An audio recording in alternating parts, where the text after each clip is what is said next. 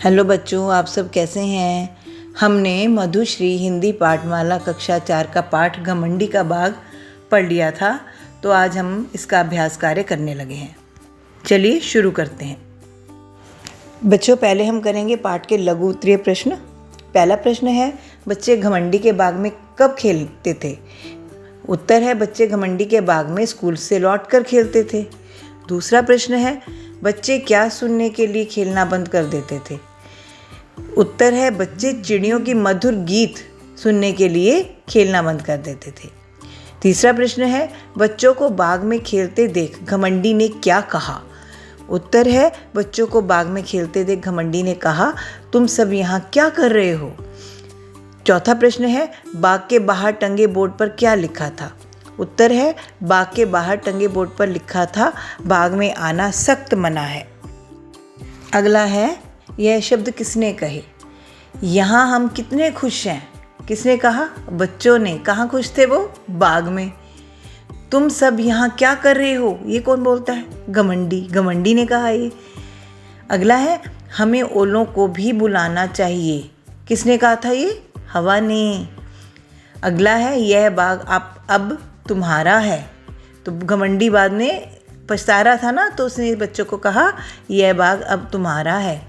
आगे है, सही शब्दों से गद्यांश पूरा कीजिए। डैश से लौटकर सभी बच्चे घमंडी के डैश में खेलते थे। स्कूल से लौटकर सभी बच्चे घमंडी के बाग में खेलते थे। यह बाग नरम हरी डैश वाला बड़ा सुंदर था। यह बाग नरम हरी घास वाला बड़ा सुंदर था। पेड़ की टहनियों पर डैश गाती तो डैश उन्हें सुनने के लिए खेलना बंद कर देते थे। पेड़ की टहनियों पर चिड़ियाँ गाती तो बच्चे उन्हें सुनने के लिए खेलना बंद कर देते थे। अब आगे है दीर्घ उत्तरीय प्रश्न। बसंत के मौसम में घमंडी के बाग और अन्य स्थानों में क्या अंतर था। बसंत के मौसम में जगह जगह छोटे छोटे फूल खिले, नन्ही चिड़ियाँ चहकने लगी, परंतु घमंडी के बाग में अभी जाड़ा ही था। क्या देखकर घमंडी का दिल पिघल गया। उत्तर है, एक छोटा बच्चा पेड़ पर ना चढ़ पाने के कारण जोर जोर से रो रहा था, जिसे देखकर घमंडी का दिल पिघल गया। तीसरा प्रश्न है, घमंडी को बसंत के बाग में नहीं आने का क्या कारण पता चला। घमंडी ने सभी बच्चों का अपने बाग में आना बंद कर दिया था। बच्चे मन से भोले होते हैं और उनके होने से चारों ओर का वातावरण खुशियों से भर जाता है। बच्चों के बाग में ना होने पर बसंत भी उस बाग में नहीं आया। अगला प्रश्न है, घमंडी ने क्या निर्णय लिया। घमंडी ने बच्चों को पेड़ की डाल पर बैठाया और यह निर्णय लिया कि वह चारदीवारी को गिरा देगा, जिससे बच्चे उसके बाग में आकर खेल सकें। पांचवा प्रश्न है, बच्चों को कैसे लगा कि घमंडी अब बदल चुका है। उत्तर है, घमंडी अपने घर के बाहर आया और रोते हुए छोटे बच्चे को पेड़ की डाल पर बैठा दिया, जिससे बच्चों को लगा कि वह अब बदल चुका है। आगे हम करते हैं व्यवहारिक और परिस्थिति जन्य भाषा।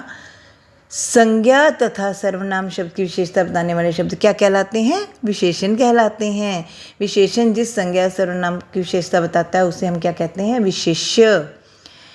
पाठांश में से विशेषण विशेष्य शब्द जोड़ें, रेखांकित करके लिखिए। बसंत का मौसम आया, सभी जगह छोटे छोटे फूल खिलने लगे, नन्ही चिड़ियाँ चहचहाने लगी, परंतु घमंडी के बाग में अभी जाड़ा ही था। वहाँ थी केवल बर्फ़ और ठंडी हवा। हवा ने कहा, हमें ओलों को भी बुलाना चाहिए।